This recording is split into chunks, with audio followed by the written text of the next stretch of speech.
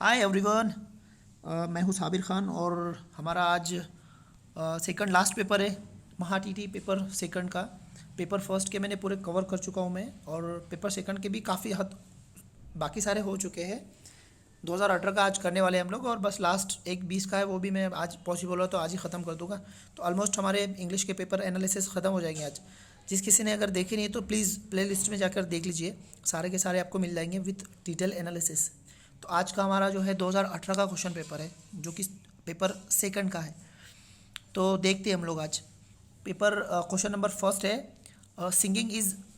यहाँ पे पहले क्वेश्चन ये बता रहा है कि choose one which is the best expression meaning of the item underlined. तो जो अंडरलाइन आइटम्स है उसका बेस्ट एक्सप्रेशन देखना है। His singing took the audience by storm. तो इसका मतलब होता मेड हैप्पी, मतलब बहुत उनको जो सिंगिंग, उसकी सिंगिंग ने उसको एक खुशी की, मतलब एक एनर्जी की एक बहुत ऊंची लेवल पर लेके चला जाता है, जहाँ पर झूमने लगते हैं ना ऑडियंस वगैरह। तो मतलब बहुत इन्जॉय करते हैं, यानी पागलों की तरह इन्जॉय करने लगते हैं, तो उसको बोलते हैं मैड हैप्पी। ठीक है। उसके बाद में नेक्स्ट क्वेश्चन है select the most appropriate alternative dash computer allows to deal with dash lot of data quickly. तो कंप्यूटर हमें पता है पहले से, कंप्यूटर वी नो दैट। तो दो आएगा यहाँ पे आर्टिकल, दो किसी भी नोन चीज़ के पहले आर्टिकल द लगता है। और जो सेकंड है तो लॉट ऑफ के साथ आया, तो लॉट ऑफ के साथ ये फ्रेजल वर्ब बोलते हैं, सो ये फ्रेज की तरह है, तो ओ हमेशा आता। आपको ये तीनों ही जुड़े दिखेंगे हमेशा, तो ए आता वहाँ पे। तो पहला आर्टिकल द रहेगा, क्योंकि हम कंप्यूटर को जानते हैं पहले से। कोई एक कंप्यूटर की बात नहीं हो रही, कंप्यूटर की बात हो रही जो डील्स करता, अलाउ करता डील करना डाटा के साथ। तो इसलिए यहाँ आर्टिकल द लगेगा। और ये लॉट ऑफ के साथ हमेशा अ आता, तो ये अ ही रहेगा, यहाँ पे ए रहेगा। तो हमारा राइट आंसर रहेगा द ए, मतलब थर्ड नंबर का राइट आंसर रहेगा। नेक्स्ट क्वेश्चन है fill in the blank with the most suitable alternative to make sentence meaningful fully complete if we try hard। अब देखो यहाँ पर if के सेंटेंस आगे, अगर if के साथ अगर V1 रहा, सिंपल प्रेजेंट टेंस रहा, सिंपल प्रेजेंट टेंस रहा, मतलब V1 बोलता हूँ जिसे मैं, तो यहाँ पर दूसरा जो सेंटेंस रहेगा वहाँ पर आपको शल दिखेगा, विल दिखेगा, कैन दिखेगा और मे दिखेगा। मतलब इन सबके प्रेजेंट फॉर्म दिखेंगे आपको। अगर इसके साथ ईव के साथ पास्ट टेंस लगेगा, V2 लगेगा, तो ये सब इसके पास्ट फॉर्म कन्वर्ट हो जाएंगे, सारे के सारे, इनके सारे के सारे पास्ट फॉर्म कन्वर्ट हो जाएंगे। सेम ऐसा परफेक्ट टेंस के साथ भी होता है, परफेक्ट प्रेजेंट टेंस के साथ में भी रहता है, हैव के साथ ये सब लग जाते हैं। और पास्ट में आपको हैव के साथ इनके पास्ट फॉर्म मिलेंगे। तो इफ़ के साथ जो क्लॉज आते हैं वो ऐसे होते हैं। तो यहाँ पर अगर आप देखेंगे तो इफ़ के साथ आया ट्राइड, मतलब V2 आया, सिंपल पास्ट टेंस आया, तो आपका इफ़ का सेकंड क्लॉज आएगा वो वुड से आएगा, क्योंकि सारे पास्ट फॉर्म रहेंगे उसमें। तो पहले में क्या है, ये कैंसिल हो गया, तीसरे में है, ये कैंसिल हो गया, चौथे में विल है, ये कैंसिल हो गया। क्यों? क्योंकि ट्राइड क्या है, V2 है, सेकंड फॉर्म है वर्ब का, तो यहाँ पे हमको सेकंड फॉर्म ही आना चाहिए। तो this is the right answer for that. 2 number का आपका राइट आंसर रहेगा। नेक्स्ट क्वेश्चन है select the correct select grammatically correct sentences from the given sentence. हाँ, तो ग्रामेटिकली करेक्ट सेंटेंस देखना है। मैं ये जो सेंटेंस दिए 4 नंबर के क्वेश्चन में कौन सा है, तो थोड़ा जूम कर लेते हैं ताकि आपको अच्छे से दिखे और मैं भी आपको अच्छे से बता सकूँ। तो दिस इज़ द क्वेश्चन, और ये हमारा पेन। तो ग्रामेटिकली करेक्ट सेंटेंस देखना है कौन सा है, तो English is one of the most important language. तो ये वन ऑफ वाला एग्जाम्पल आ गया ना, वन ऑफ मतलब बड़ा ग्रुप हो गया। छोटा ग्रुप क्या है, बड़ा ग्रुप क्या है, इसमें 2 ग्रुप होते हैं, छोटा और बड़ा ग्रुप। यहाँ एक्सप्लेन नहीं कर सकता क्योंकि एक आधा घंटा लग जाएगा एक्सप्लेन करने के लिए, तो जगह नहीं इसके लिए। बस इतना मान लो कि वन ऑफ वाला बड़ा ग्रुप होता है। तो बड़ा ग्रुप में जिसकी क्वालिटी कंपेयर की जाती है वो प्लूरल फॉर्म में होता है। तो लैंग्वेज हमेशा यहाँ लैंग्वेजेस चाहिए, यहाँ पे प्लूरल फॉर्म आता है हमेशा, याद रखना। तो ऐसा है, और वन ऑफ द हमेशा रहता है, वन ऑफ द। ठीक है, तो ये इसलिए गलत हो गया। दूसरा इंग्लिश इज़ वन ऑफ, तो यहाँ पे द उसने मिस कर दिया है। आज गले में काफ़ी खरखराश है, तो यहाँ पर आपको द मिस दिखेगा यहाँ पे, तो इसलिए ये भी गलत हो गया। English is one of the most important languages, this is the right, ये सही है 3 नंबर का। पहले 2 गलत क्यों हुए मैंने आपको बताया। English is one of the most important languages today, तो यहाँ पर one of the most important languages today, तो ये भी बराबर है, फिर ये भी बराबर, दोनों में से गलत कौन था फिर। नहीं नहीं, यहाँ पे मोस्ट नहीं है ना, सुपरलेटिव डिग्री चाहिए। इधर मोस्ट नहीं है, ये गलत हो गया। ये मोस्ट आए ना, सुपरलेटिव डिग्री में थर्ड फॉर्म आता है ना, तो इसलिए ये बराबर है। This is the wrong. Cry of the goat is called, ये ब्लीट, ब्लीड बोलते हैं इसको। आप लोग ये रट लो, एनिमल्स के क्राई और होम और उनके यंग वन। हर पेपर में, पेपर फर्स्ट हो सेकंड हो, क्वेश्चन कंपलसरी ही है, और वही 10-12 जानवर है जो हमारे आसपास के उन पे ही पूछ रहा है, तो रट लो आप उसे। नेक्स्ट क्वेश्चन है, इसको रीअरेंज करना है इसको। तो यहाँ पे PQRS में ऐसा सेंटेंस दिया है, इसको रीअरेंज करना है आपको। तो यहाँ पर पहला है P, about the 20 years ago in the south of India, QA an old king are ruled over his kingdom as called राजा रामन। तो इसको हम अगर बनेंगे तो पहला क्यू आएगा, क्योंकि एन ओल्ड किंग आएगा, जिसको राजा रामन बोलते हैं, वो आएगा। मतलब पहले क्यू आएगा और फिर यहाँ पे कॉमा आता और फिर ये उसके बारे में जानकारी दी थी, ये क्लोज डाल दिया जाता। तो एन ओल्ड किंग के बारे में बताएगा तो ये एक क्लॉज डाल देगा, तो ये कॉमा लग के आएगा उसमें, क्यू के बाद ये आएगा। फिर रूल्ड ओवर द किंगडम आएगा और फिर बाद में पी आएगा। मतलब हमारा ऑप्शन अरेंजमेंट इस तरह आएंगी, QSRP। तो QSRP, तो पहले ही आंसर सही है हमारा। इसको थोड़ा इधर ले लेते हम लोग। तो QSRP मतलब first answer is a right. Next है, find out part of the sentence has an error. अब एरर किस में वो पहचानना है आपको। The young child from the international school sing a very sweet song on the stage yesterday. तो yesterday आ गया, मतलब पास्ट टेंस आना चाहिए, तो वो अब चेक करना पड़ेगा। यहाँ पे सिंग, V2 सिंग का सिंग नहीं होता, संग होता है। सिंग और संग, इसका ED नहीं लगता है, इसमें संग होता है, और V3 होता है संग। तो ये याद रखना, सिंग संग संग, तो ये वाला आता V2। यस्टरडे आ गया मतलब पास्ट टेंस चाहिए, मतलब ये चाहिए, तो ये गलत हो गया। तो आपका B ऑप्शन फंडामेंटली गलत है, क्योंकि आप सिंग कभी होता ही नहीं है, तो ये वाला गलत है, मतलब B पार्ट गलत है, मतलब सेकंड आंसर सही है। आगे बढ़ते, identify underline clause in the given sentence. जो सेंटेंस दिया है उसमें आपको क्लॉज पहचानना है कौन सा है। तो it looks as if it might rain. तो जब भी आपको एज इफ दिखेगा और क्लॉज पूछेगा तो समझ लेना एडवर्ब क्लॉज ऑफ मैनर आएगा, हमेशा ही आता है ये एडवर्ब क्लॉज ऑफ मैनर आता है हमेशा, manner.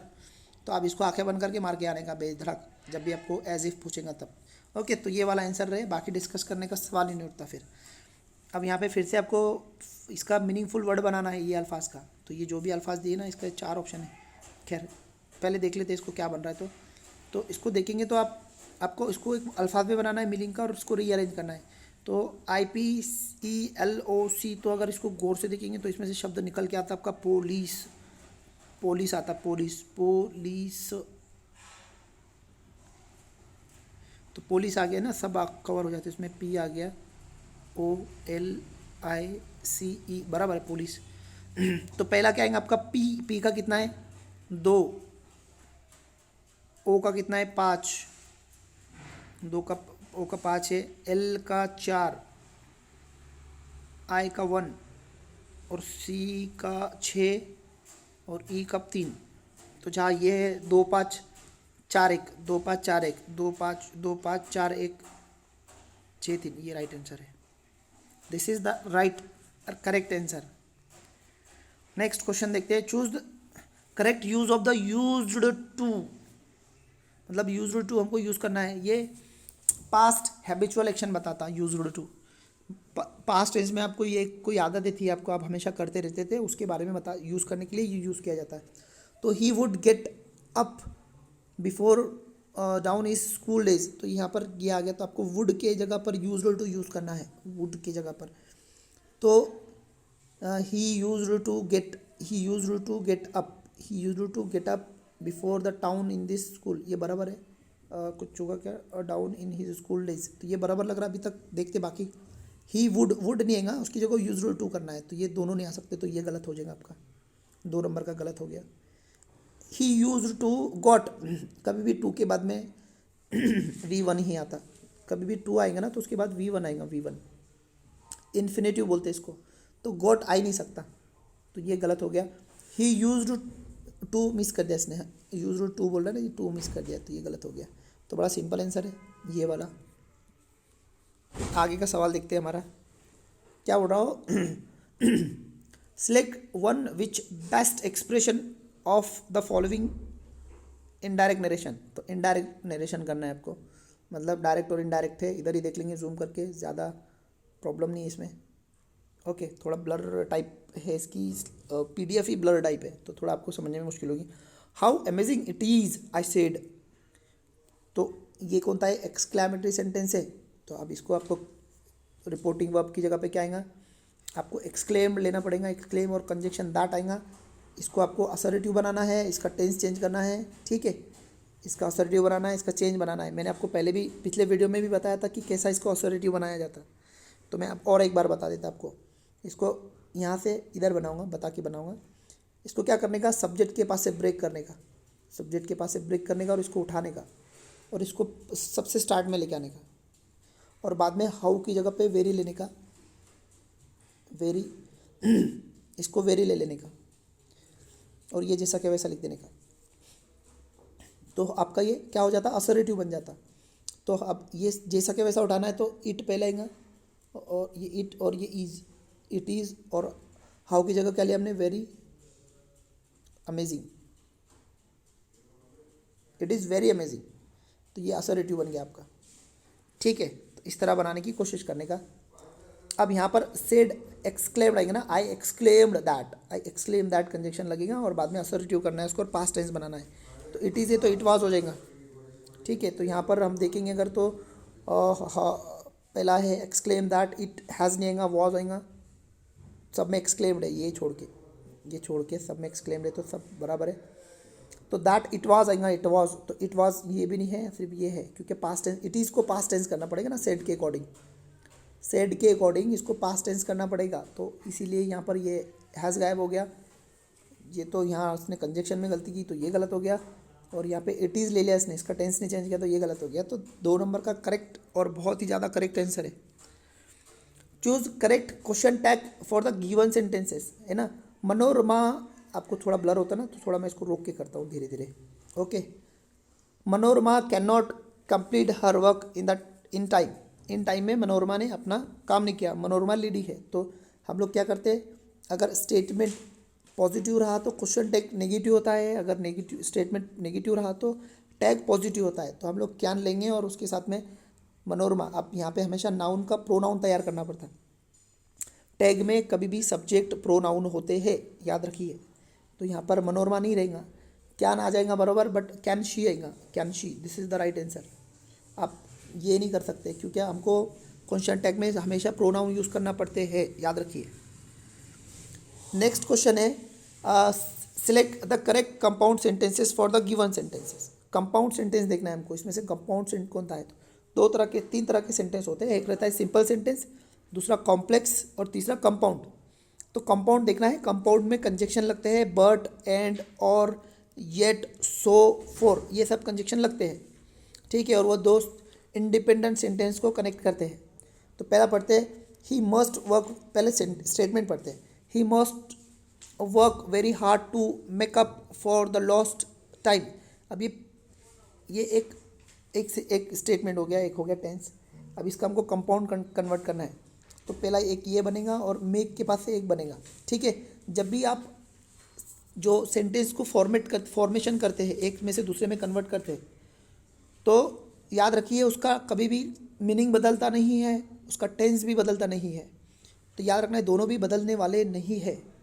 He must work very hard for making, यहाँ पे मेकिंग आ गया, तो ये मेकिंग आ गया मतलब आईएनजी लग गया। तो आईएनजी लगा तो उसके साथ हेल्पिंग वर्ब रहता है हमेशा, है ना। अगर वो वर्ब है तो हेल्पिंग वर्ब लगता, मेकिंग तब आता। तो कोई हेल्पिंग वर्ब नहीं तो ये गलत हो जाता, इसको आप ऐसा नहीं कर सकते, ठीक है। तो पहला वाला गलत हो गया। ही must work very hard, and conjunction भी आ गया, and makeup for his lost, तो ये बराबर अभी तक तो लग रहा, ठीक है। प्राइमा फेस तो बराबर लग रहा, इसको डिटेल में चेक करने से पहले कोई गलत है क्या वो चेक कर लेंगे। He must work very hard, so as conjunction complex sentence के है, ये कंपाउंड सेंटेंस के कंजक्शन नहीं है, तो ये गलत हो गया। ही must work very hard and made, अब इसका टेंस नहीं चेंज करना है आपको।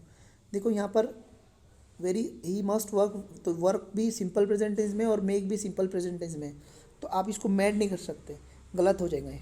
तो ये वाला गलत होगा, ये पहला वाला गलत है, तो फिर यही आंसर बचा, तो चेक करने की ज़रूरत भी नहीं है हमें, वैसे ही आंसर आ चुका है। ओके, उम्मीद है आपको समझ रहा हूँगा। करेक्ट स्पेलिंग पूछ रहा है यहाँ पे हेट्रोजीनियस की, तो ये वाली गलत है, हेट्रो ये भी गलत है, ये डबल टी नहीं आता ये भी गलत है, this is the right answer. अब स्पेलिंग में कोई एक्सप्लेन करने वाली चीज़ नहीं है, स्पेलिंग स्पेलिंग है, समझ के चलो। ओके और एक राय दूंगा, अगर रूट्स वर्ड पढ़ सकते तो पढ़ लेना, रूट वर्ड समझ में आ गए तो स्पेलिंग मिस्टेक ज़्यादा नहीं होती हमारी, तो रूट्स वर्ड का देख लेना। Select word which is the nearest meaning of the underlined word. See in the sentence. He was caught in heavy blizzard. Blizzard का मतलब होता जो कोल्ड एरिया रहते हैं ना, कोल्ड एरिया जो पोल की तरफ रहते हैं, जो कोल्ड एरिया रहते हैं, वहाँ पर बहुत सारी स्टॉर्म आता, ठंडे स्टॉर्म आते, थंड स्टॉर्म, तो वहाँ पर बहुत सारा स्नोफॉल होता और बहुत सारी हवाएं चलती, तो उसको बोलते हैं ब्लिजर्ड। ये ज़्यादातर पोल इलाके में होता है या फिर टेम्परेट वाले इलाके में रहता है, जहाँ पर जैसे कनाडा हो गया, रशिया उधर हो गया, अमेरिका का नॉर्थ वाला हिस्सा है ना, यूरोप का नॉर्थ जो नॉर्वेडियन कंट्री वहाँ पर ऐसे, तो वहाँ पर ऐसे ब्लेजर्ड आते रहते, इसको बोलते हैं कोल्ड स्टॉर्म रहते, कोल्ड स्नो गिरता वहाँ पे, बर्फ़ की बहुत ठंडी हवाएं बहती रहती, तो उसको बोलते हैं। तो यहाँ पर टेम्पेस्ट भी नहीं है, डेंजरस स्नोफॉल नहीं, स्नोफॉल भी नहीं था, उसमें स्टॉर्म रहता, snow storm with strong wind, ये वाला हवाएं बहुत चलती, स्टॉर्म विद द डेजर्ट नहीं, ये हॉट वाइंड रहते उसमें सब। बहुत बड़ा क्वेश्चन दिख रहा। Select word which is best expression meaning of the underline word in the given sentences. Raju is interested, अभी इतना बड़ा इसका मीनिंग देखना है बाबा बाबा। Raju is interested in medical science which is related to study and treatment of disease of skin. अच्छा, skin की डिसीज से, तो उसको डर्माटोलॉजिस्ट बोलते हैं ना, स्किन से रिलेटेड जो एक्सपर्ट होते हैं उसको डर्माटोलॉजिस्ट बोलते हैं। पेडियाट्रिक्स मतलब जो बच्चों के एक्सपर्ट होते हैं वो। न्यूरोलॉजिस्ट बोले तो हमारे जो न्यूरॉन्स होते हैं है ना, हमारा जो न्यूरॉन सिस्टम रहता है उसके एक्सपर्ट रहते हैं। और गायनोकोलॉजी ये लेडीज से रिलेटेड, डिलीवरी से रिलेटेड जो एक्सपर्ट होते हैं ना वो, तो इनको बोलते हैं। तो यहाँ पर हमारा डर्माटोलॉजिस्ट आएगा जो स्किन से रिलेटेड एक्सपर्ट है। नेक्स्ट क्वेश्चन है select the correct antonym of extravagant. Extravagant मतलब बहुत जो खर्च करता है, वो उधड़ पट्टी करता है, जो बहुत पैसा खर्च करता है जिसकी, तो वो है ना पैसे उड़ाने वाला, वो वाला को। तो सेंसिबल नहीं आता, सेंसिबल ये इमोशंस लेवल पे है, कोई भी सेंसिबल हो जाता, किसी को कुछ बोले तो जल्दी सेंसिटिव हो जाता है वो। केयरफुल रहना पैसों से रिलेटेड नहीं है, केयरफुल आप किसी भी चीज़ में रह सकते हैं। इकोनॉमिकल, हाँ ये है, इकोनॉमिकल जो रहते हैं वो पैसा सोच समझ के खर्च करते हैं, ज़्यादा उधड़ पट्टी नहीं करते, आराम से समझदारी से करते रहते, पैसा ज़्यादा ज़रूरी है, तो उसको बोलते हैं इकोनॉमी। सफ़र करते ना ट्रेन में या फिर एरोप्लेन में, तो इकोनॉमी क्लास रहती, मतलब बजट में हो जाता, गरीब लोग भी ट्रैवल कर सकते। और बैलेंस तो इकोनॉमी से रिलेटेड नहीं है, तो हमारा आंसर आएगा 3। Name of the parts of speech of underline word. He is an old man but honest. तो यहाँ पर ये जो है ना, तो ये जो सेंटेंस है ना, ये कंजक्शन की तरह काम कर रहा है। He is an old man और ही इज़ ऑनेस्ट मैन, ऐसा इसका मतलब है। तो ये दूसरा एक पूरा सेंटेंस तैयार होता है यहाँ, जो दिखा नहीं है, जो कंपाउंड सेंटेंस जो होते हैं, तो ये कंजक्शन है, ठीक है। तो इसके आगे क्योंकि किसी कॉमन इंसान के बारे में खासियतों में अगर बात की जाती है ना, तो फिर वो कॉमन सब्जेक्ट और कॉमन वर्ब आ जाता है तो चल जाता है, कोई दिक्कत नहीं। तो इसलिए ओल्ड मैन एक खासियत होगी और उसकी ऑनेस्टी एक खासियत होगी, तो इसलिए बट कंजक्शन की तरह काम करता है यहाँ पे। तो क्या आपका आंसर है conjunction is a right answer. Next, choose the correct preposition in the given sentences. यहाँ पे प्रीपोजिशन यूज़ करना है। She is a sitting dash her mother and father. तो दो लोगों के बीच में है, सिटिंग बैठी हुई है, तो बिटवीन आएगा दो लोगों के बीच में। जब 2 पॉइंट के बीच में की बात होती है ना, ए और बी, तब बिटवीन आता है, और 2 से ज़्यादा रहा तो फिर अमंग आता है, अमंग। तो यहाँ 2 पॉइंट की बात हुई, मतलब बिटवीन सही आंसर है, ठीक है। नेक्स्ट क्वेश्चन है name of the figure of speech in the following line. Figure of speech का नाम पड़ रहा, a sea of people listen to the leader. देखो कभी भी हम नॉन लिविंग थिंग को हम लोग अगर एज्यूम करके बात करते हैं, उसमें जान की तरह से ऐसा मानते हैं कि उसमें जान है नॉन लिविंग बींग के, तो सी ऑफ पीपल लिसन, तो मतलब ऐसी चीज़ें जो रिस्पॉन्स नहीं कर सकती, तो तब हम उसको पर्सोनिफाई करते, पर्सोनिफिकेशन बोलते हैं इसको। मेटाफर और सिमिली क्या रहता है, एक से दूसरे की तरह कंपेयर करना पड़ता है, एक चीज़ दूसरे की तरह है, तो ये दोनों में कंपेरिजन आता है, फ़र्क है उसमें, तो वो अलग समझेंगे हम उसको। और एंटीथेसिस मतलब एक अल्फाज दूसरे के कॉन्ट्रास्ट जाता है, उसको एंटीथेसिस बोलते हैं। तो यहाँ पे पर्सोनिफिकेशन आपका राइट आंसर है, ये वाला पर्सोनिफाई करना है हमें, ये वाला आंसर है। Select the correct active voice the sentence of the given sentence. तो एक्टिव वॉइस पूछ रहा, let the door be open, open the door आएगा, सीधा सीधा आएगा, ओपन नहीं आता, ओपन कभी भी ऑर्डर पास्ट में नहीं आते, पास्ट टेंस में कभी ऑर्डर नहीं रहते, याद रखना, वो सिंपल प्रेजेंट टेंस में ही होते और ऐसे वो वर्ब से शुरू होते, तो टू भी नहीं आता उनसे पहले, ओपन द डोर आएगा, open the door. Next question है, choose correct comparative degree of given sentence. तो जो दिया गया सेंटेंस उसमें से कंपेरेटिव डिग्री पहचाननी है, तो हम इसको क्या करते, थोड़ा दूर करते और जूम करते ताकि अच्छे से समझ पाए, ठीक है। तो पहला एग्जांपल दिए ले, very few judicial system in the world are as good as Indian judicial system. तो यहाँ पर ये जो सेंटेंस है वो दिया है बड़े ग्रुप का पहले से, क्योंकि वेरी फ्यू से हमको समझ में आ गया बड़े ग्रुप का, और ये जो एग्जांपल है ये तो है पॉजिटिव डिग्री का। अब इसको कंपेरेटिव करते टाइम हमको बड़ा ग्रुप है तो मेनी ओदर या मोस्ट ओदर रहेगा आंसर में, मेनी ओदर या मोस्ट ओदर, ओदर वाला राइट आंसर रहेगा। तो पहले देखो यहाँ पे मोस्ट ओदर है क्या, हाँ ये बराबर है। और हाँ जो नाउन रहेगा, जो नाउन रहेगा जिसकी क्वालिटी कंपेयर हो रही वो प्लूरल रहेगा, तो सिस्टम्स की बात हो रही, तो सिस्टम हमेशा प्लूरल रहेगा, बड़े ग्रुप में हमेशा नाउन प्लूरल रहते हैं। तो मोस्ट ओदर सिस्टम्स चाहिए हमें, मोस्ट ओदर सिस्टम जहाँ रहेगा सही वो बराबर। तो देखो यहाँ मोस्ट ओदर बराबर है बट सिस्टम नहीं आया, तो ये गलत हो गया। एनी ओदर नहीं आ सकता, एनी ओदर वाले गलत हो जाएंगे, एनी ओदर वाले गलत होते हैं हमेशा से ही, ये भी गलत हो गया, तीनों तो वैसे गलत हो गया। अब तो 4 नंबर का सही आना चाहिए, मोस्ट ओदर जुडिशियल सिस्टम आ गया यहाँ पे, तो 4 नंबर का आंसर आपका सही है। बहुत ही सिंपल क्वेश्चन है, बर्फ़ की गाड़ी वाले भी बर्फ़ अभी फोड़ रहे हैं यहाँ पे। ओके, तो नेक्स्ट क्वेश्चन की तरफ बढ़ते हैं हम लोग।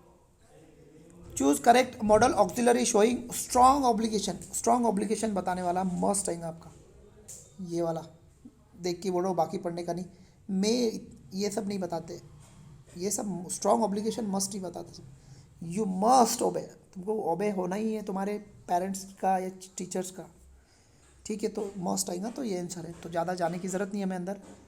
Choose the correct use of the enough, enough का करेक्ट यूज़ करना है। She is very strong dot she can walk 5 kilometre every day. तो शी इज़ इनफ स्ट्रॉन्ग आएगा हमारा आंसर, इनफ स्ट्रॉन्ग आएगा। शी इज़ वेरी स्ट्रॉन्ग नहीं आएगा, enough strong आएगा। शी इज़ सो स्ट्रॉन्ग नहीं, सो इनफ डबल डबल आ गया, सो भी आ गया इनफ भी आ गया, तो ये गलत हो गया। एक तो सो आना या फिर वेरी आना या फिर इनफ आना, तीनों में से कोई एक आना, तीनों यूज़ कर रहा हूँ यहाँ पे। शी इज़ स्ट्रॉन्ग इनफ, ये वाला सही है। To walk 5 mile every day, she is enough strong नहीं, पहले नहीं चाहिए, स्ट्रॉन्ग इनफ आना चाहिए,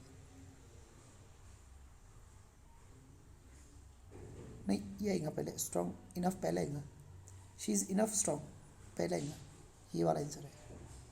to walk 5 miles every day, तो ये वाला आंसर सही है, शी इज़ इनफ स्ट्रॉन्ग।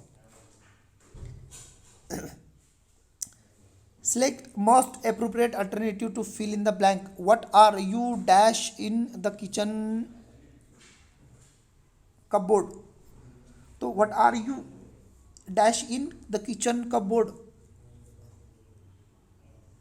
तो यहाँ पे क्या है, लुकिंग इन, लुकिंग इन नहीं आएगा, ऑलरेडी इन है यहाँ पे, लुकिंग ऑन भी नहीं आएगा, लुकिंग आफ्टर भी नहीं आता, लुकिंग फॉर। हाँ, आप किसी चीज़ के लिए सर्च करते हैं ना तब लिख लुकिंग फॉर, तो यहाँ सर्च वाला है ना, वो पूछे क्या सर्च कर रहे हो तुम किचन बोर्ड में, तो ये सर्च करें, तो किसके लिए, तो यही फॉर आएगा वहाँ पे, किसी चीज़ के लिए सर्च कर रहे हैं, तो 4 नंबर का आंसर है करेक्ट आंसर। ओके, तो हमारे क्वेश्चंस हो गए ये क्वेश्चन पेपर के। उम्मीद है आपको सब समझ में आया होगा। अगर किसी भी चीज़ से रिलेटेड डाउट है या कुछ मुझसे गलती हुई तो कमेंट में बताइए उसको सही क्या आंसर होगा वो, या फिर डाउट है तो आप पूछिए, मैं कोशिश करूँगा उससे डील करने की। दूसरी बात, ज़्यादा से ज़्यादा शेयर कीजिए इसे, ज़्यादा से ज़्यादा शेयर कीजिए, जो भी प्रिपरेशन करे उनका भी फ़ायदा होने दो। और दूसरा, थोड़ा हमारे भी सब्सक्राइब बढ़ाइए, थोड़ा सब्सक्राइब कीजिए, गरीबों को थोड़ा सहारा, तो प्लीज़ सब्सक्राइब कीजिए और ज़्यादा से ज़्यादा शेयर कीजिए। इस जो 1 तारीख के बाद हम लोग ने आपका पेपर फर्स्ट का पूरा रिवीजन का लाइव सेशन रखा है यूट्यूब पर, तो मैं टाइम टेबल उसका डिस्क्लोज़ करने वाला हूँ बहुत जल्दी। तो वो देखने वाले हैं हम लोग, तो तब आप बने रहिए हमारे साथ में, तो आपको पूरा रिवीजन कराया जाएगा पेपर फर्स्ट का। ठीक है, तो फिर मिलते हैं फिर नेक्स्ट वीडियो में, तब तक के लिए आपकी इजाज़त चाहूँगा। बाय बाय, अल्लाह हाफिज़।